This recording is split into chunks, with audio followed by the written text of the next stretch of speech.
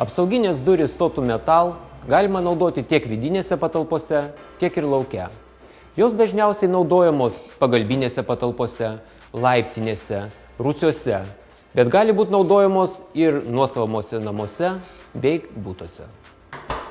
Totu Metal durų konstrukcija pagaminta iš uždarų lankstytų profilių tam, kad durys būtų kuo daugiau apsaugotos nuo bet kokio bandymo įsilaužti. Tarpas tarp durų varčios ir staktos apsaugotas dvigubų metalo sluoksniu.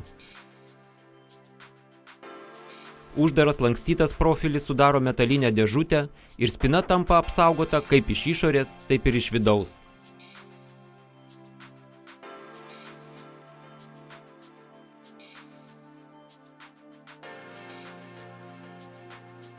Iš vidaus visa konstrukcija padengta 1,5 mm storio plieno lakštų.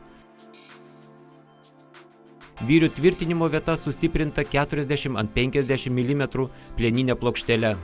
Vyriai nuo nupjovimo apsaugoti 4-16 mm diametro kaiščiais. Naudojami specialūs vyriai su atraminiu guoliu. Durų varčia užpildoma mineralinė vata. Duryse įstatomos dvigubos tarpinės. Viena ant varčios, o kita yra įmontuojama į lankstytą metalinį profilį, kuris privirinamas prie staktos. Lankstaus gamybos proceso dėka durys gaminamos ir komplektuojamos pagal individualų užsakymą. Jose gali būti sumontuotos žymiausių gamintojų spynos, kaip Asa, Motura, Čyza, Securemi, Multilok. Galimi įvairūs dažymo variantai, arba iš esamų spalvų, arba klientui pageidaujant pagal RAL paletę. Totu Metal duryse gali būti sumontuotas įvairaus dydžio ir formų stiklo paketas.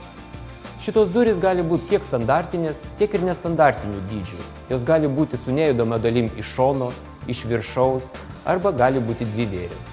Dėl papildomos informacijos prašome kreiptis į mūsų konsultantus.